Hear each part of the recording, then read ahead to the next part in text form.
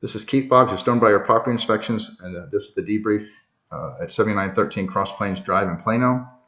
Got about 194 items. First picture you see here, just a picture of front of the house. Nothing necessarily wrong. That's just for the title page of the report.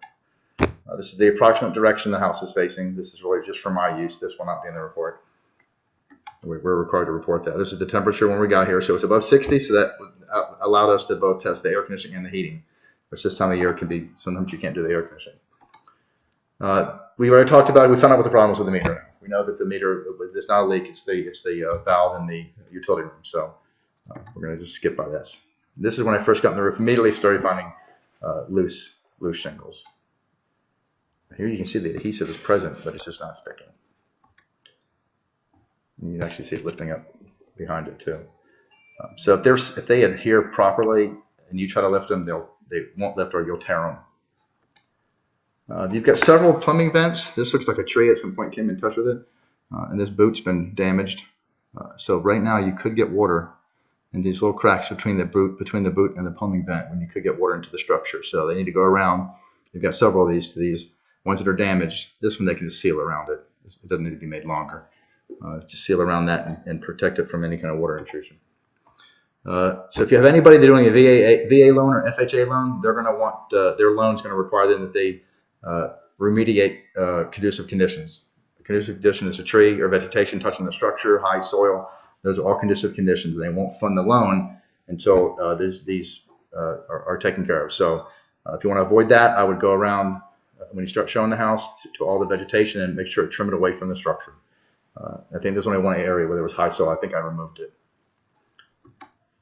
This is up here. You see some damage to the wood trim here. Mm-hmm. The flashing is about that tall, about 4 inches tall. So this is that flashing or behind it? There's flashing behind it. I mean, behind it. Yeah, that's from trees, branches hitting it, but it's starting to get damaged. If it gets completely through and above the flashing, you could get water into the structure. So somebody needs to get up there. Some of the places are probably just need some paint. So somebody needs to get up there and paint the ones that can be painted, and maybe they made a little piece of siding right there or something. This is ultraviolet deterioration at some of the shingle ridges. This is showing some aging of the roof. The granules look pretty good at some of the other locations. That's just the ridge it's at. The roof cover looks pretty good. You think it's original roof? I don't remember. It's hard to imagine if it would be because it's in pretty good condition. This is your fireplace stack, and again, this is wood rot, and this is above the flashing. So that this is the other side. Same thing at the chimney stack. That may be what the last time. I think the repairs on this side or the other side. That may be what happened last time. That rot got above the flashing, and you got water behind it, and it got into the structure. That's just where it's located at. This is some more. This is a little more advanced ultraviolet deterioration of the ridge. It looks like to me if you get somebody up there, get a good roofer up there, and find as many of those loose shingles as you can and put some additional sealant on there, maybe replace some of these ridge shingles. The overall condition of the roof is pretty good, so you may be able to get away with doing that and having the roof pass. Okay. That's just the same thing. So the roof doesn't pass under these conditions? Well, it may not make it through an inspector. He may catch it if you don't take some action on some of these things that are showing. And the main granules are fine, but some of these things are showing somewhere. Like there's a hole in the roof right there. That's in the roof cover. That probably was ultraviolet deterioration. Eventually, just deteriorated away. And that's at the back of the house right here. I wonder if that's right over that one vent. This is over the master bedroom. Oh, okay. Yeah. I've got some rusting heads that will get called out by the inspector if he's up there. It's just right there. So then you go up and cover up any rusted heads. This is another boot. You can see it's been damaged. So just need to put some sealant, either a new boot, which is more expensive, or just has something to go around the perimeter with some sealant and seal it up. It's open on the top, so yeah. I don't understand the function of the boot.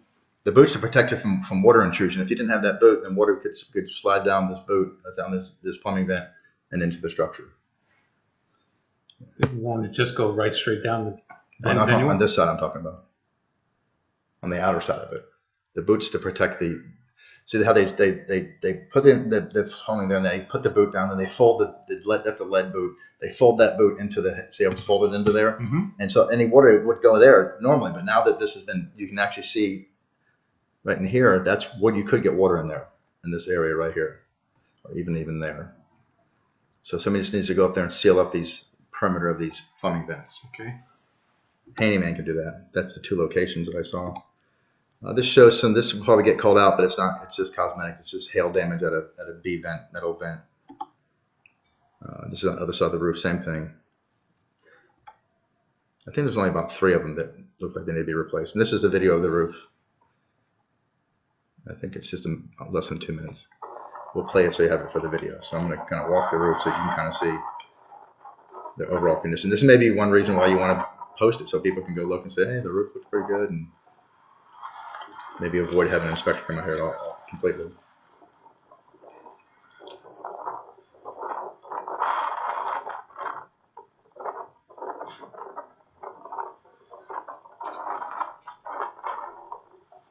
That's pretty steep at some points here.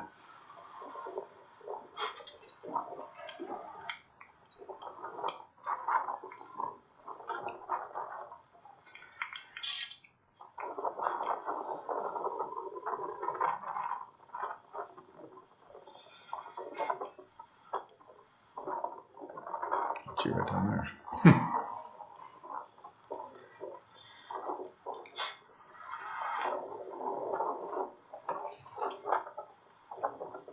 That's the repair from before.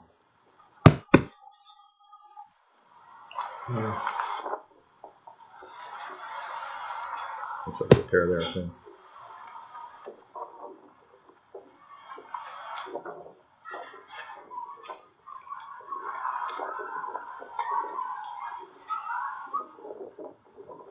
It's almost done.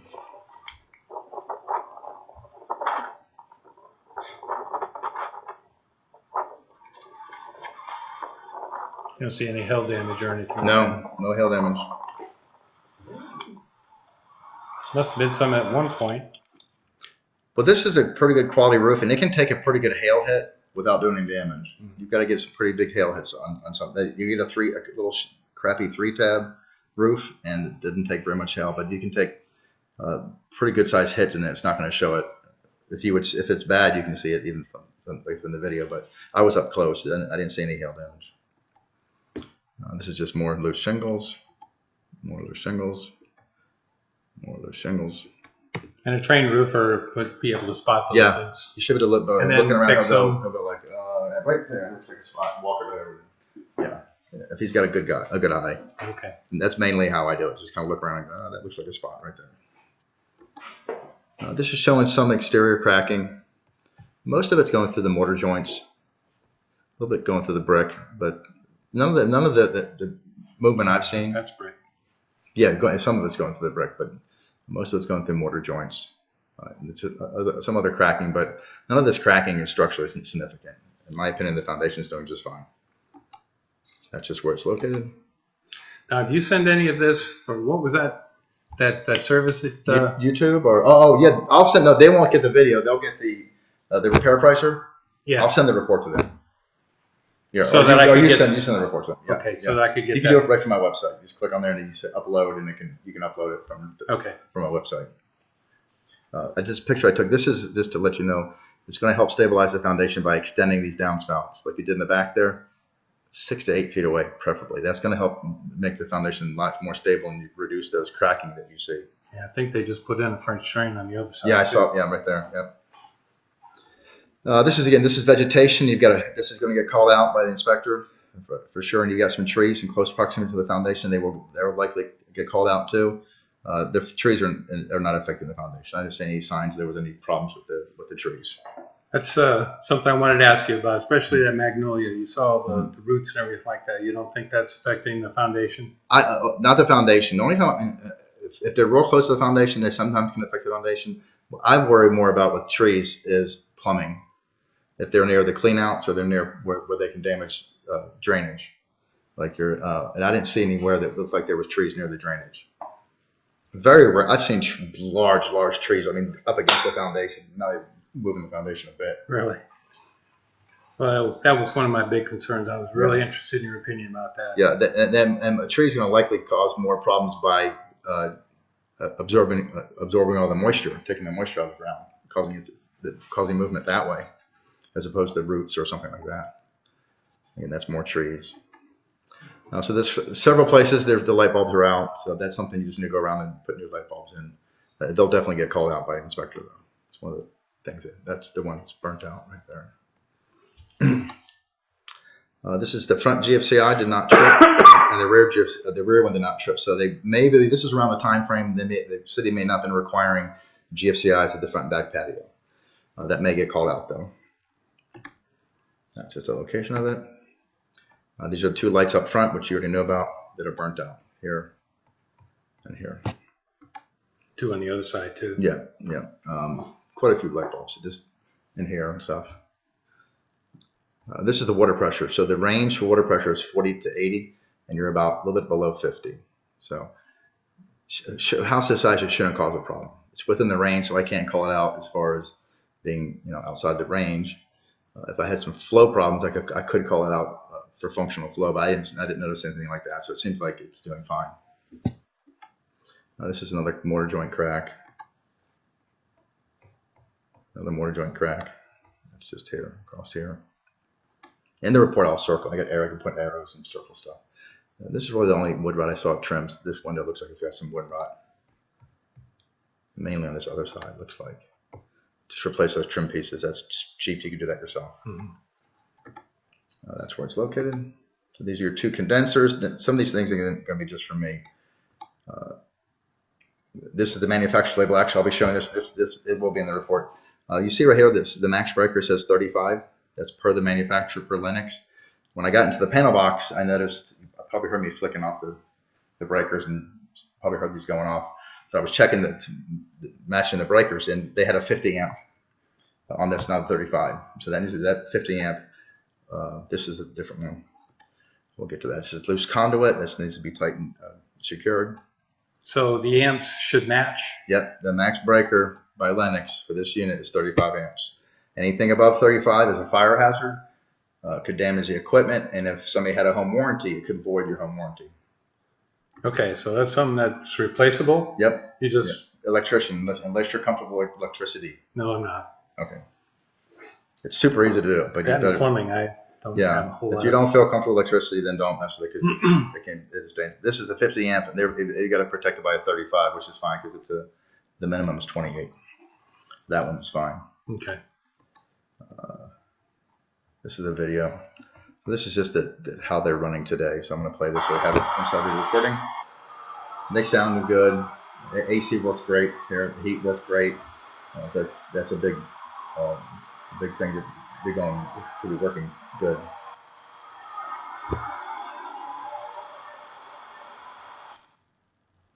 A lot of times you can just by putting the hand over top of it, you can tell by just feeling the air coming off of there and listening to this if there's going to be any issues. This is the other unit.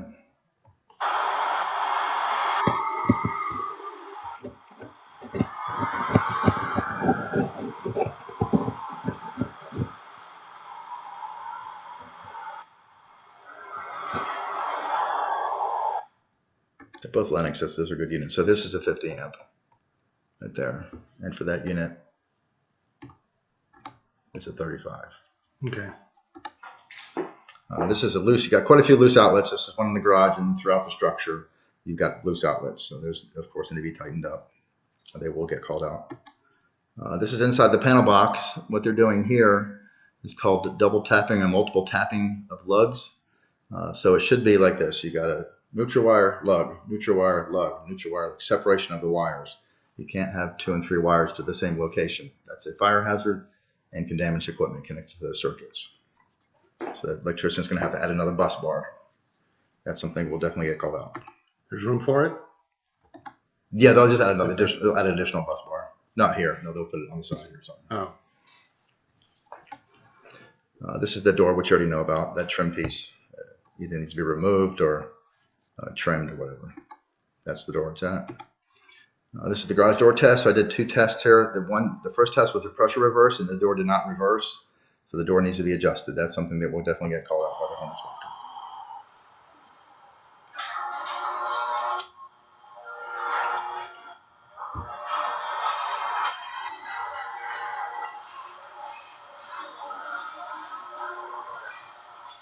It's supposed to come back up. It should reverse after like a second. It's just stayed there. On reverse.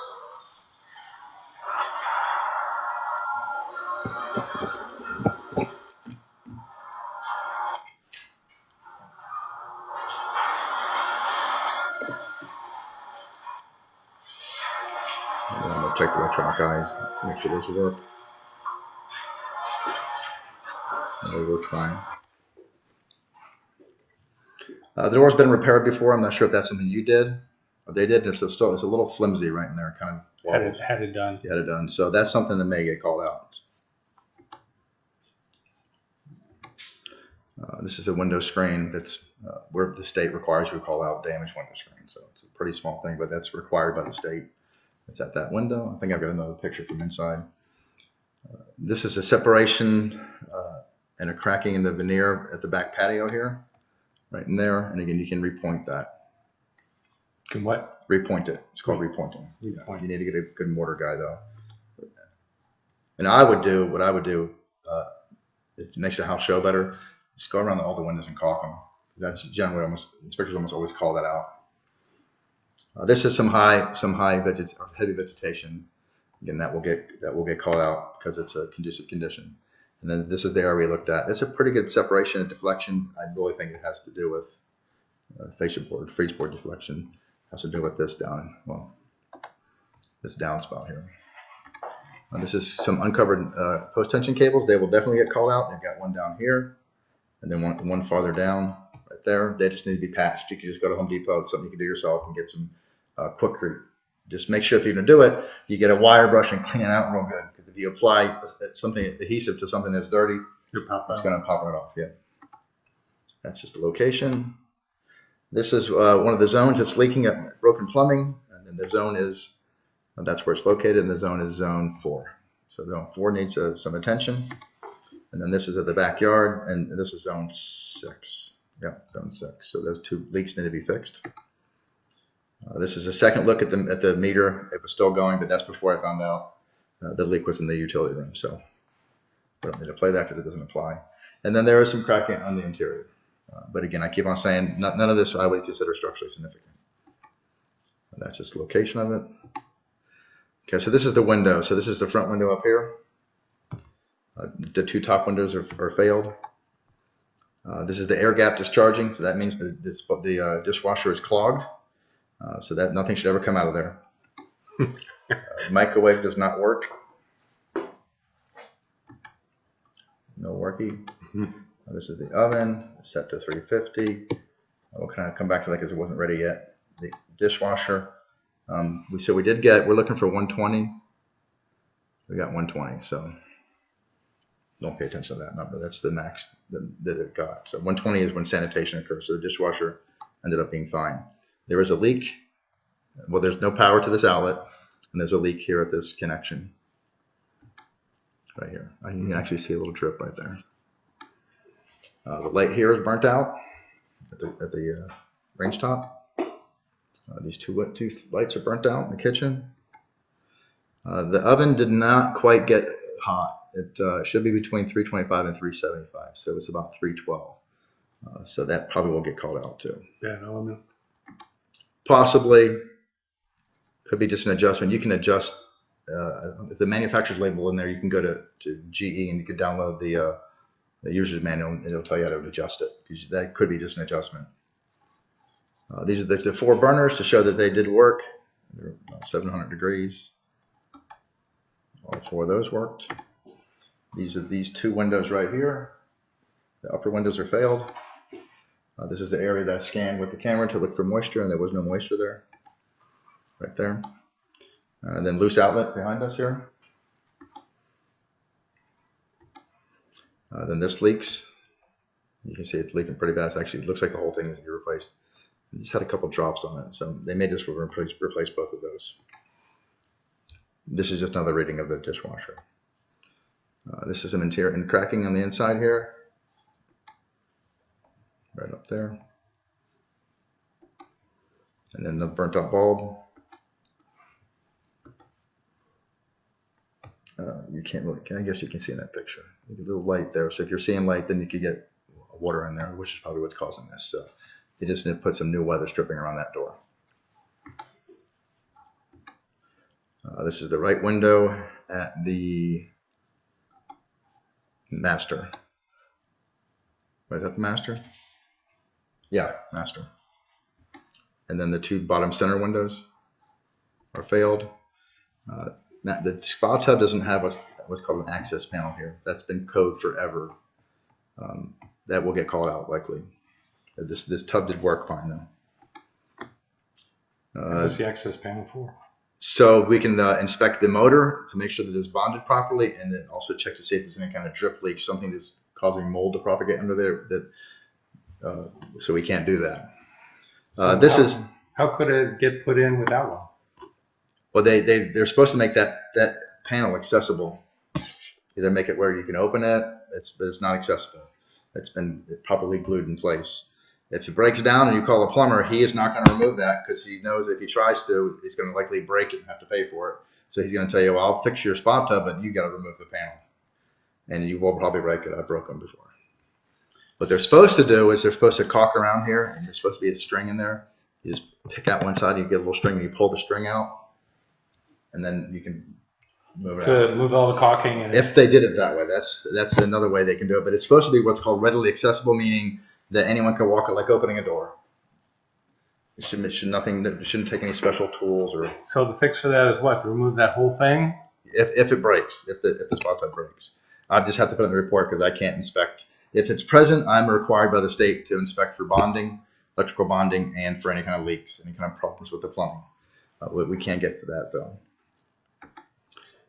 This is picky, but the state requires we call out anything with drainage. So both master sinks, the drain stops don't hold in place. Both those sinks.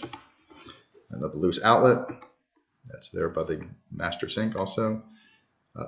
Two of the toilets are loose. This toilet and the powder bath and the master, you can jiggle it on the floor. You want to tighten that up. This is just showing the fireplace does work. This is in the powder bath, and the same thing, that toilet's also loose. This is up front here at the center window, and it's failed. Then you know about the railings being loose, and tighten them up. That will get called out for sure. This is some cracking at the second floor. That's just where it's located. Another loose outlet. That's in the south bedroom upstairs.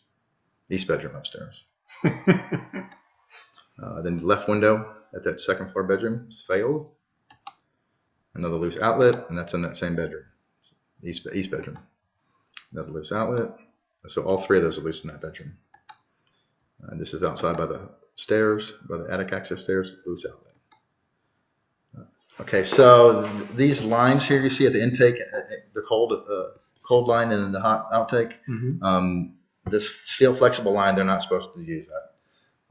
It's against code. So it should be either PEX, CPVC, or rigid copper. They're not allowed to use these steel flex lines. So that will probably get called out. That was like, well, I don't remember when it was, but why don't they do this right? They didn't if they didn't pull a permit, because if they did, the city would have came out and would have made them do it right. So those were probably installed without a permit. They probably charged you for the permit, but they probably didn't pull it. That's a very common thing the contractors do. The permit's $200, so that comes out of their bottom line. So they'll tell you they're going to do it, and they don't do it. They just put that money in their pocket. Both water heaters have that same steel flex line. It's very common. Plumbers, you do use it all the time, but it's just not the right thing. On this right water heater, this TPR valve is seized up. I went to test it. It would not trip, so that needs to be replaced. That will probably get called out. Was that gas line or water line? Yeah, the TPR, temperature pressure relief valve. So if the temperature gets too hot and here the pressure gets too hot, this valve releases it into this line, which just discharges outside. Okay. This is just for me. That's just the TPR I'm talking about. This is your air handler. Filter. Both filters were clean, so they've been cleaned up. That's the west unit. Here's the AC differential. So the differential range we're looking for is 15 to 22 degrees. So we've got a 38 on the supply and a 55 on the return. So what's that? 17 degrees? 17 degrees. So it's within range. Cooling properly. This is me lifting the float switch and the unit did not turn off. So that float switch is defective or wired wrong. They're often like that. This is the other unit. Filter is fine. We got a 35 on the supply and a 56 on the return. So what's that? 35. 50. What's that? I can't do the math on that. 35 to 55 would be, so 21 degrees. 21. So that's cooling great. It's within the range. This will probably get called out because there are water stains here. This is probably from a past leak. Let's just be prepared for the inspector to say that there was leaks, possible past leaks in the attic. There's nothing actively going on there. This is the other float switch of the other unit, and it did not work. I did not turn off the unit. This is upstairs, Jack and Jill bathroom. That valve, this whole area here is loose. Yeah, that will definitely get called out. This is some cracking, second floor. Again, not structurally significant. That's just where it's located. Loose. This is at the little shower area up there. That doorknob is loose. Mm-hmm. It needs to be tightened up. The water never got hot there. I tried it both directions and never got any hot water. So probably a bad cartridge. That Jack and Jill shower. This is the staining we talked about. Again, I believe that's just from condensation. I didn't see any other issues anywhere else. That's the south bedroom. In the south bedroom also, the right window has failed. And the window, that's the same picture from below. Window's torn screen. The light did not come on in that fan. Probably a burnt out bulb. This is the windows up there. So the top and bottom window on the right and the living area up there, failed windows. Center one was fine. Over here you've got same thing, upper and bottom window are failed. And then also that window was difficult to open. That was the only one I had problems with. Right there. That's a crack. I guess I took another picture of that crack.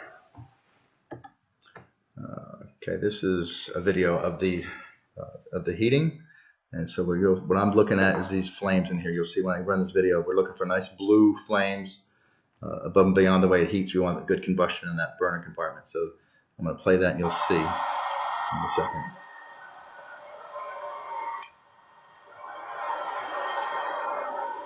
I'm going to put the covers back on too up there. Did or didn't? I need to go. Oh. Yeah, I'm going to put the covers back on. That was fine, that unit. This is the other unit.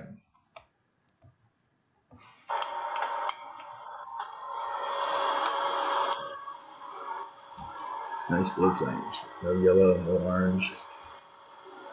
AC heating system is in pretty good shape. The AC heating is doing great, which is a big hurdle.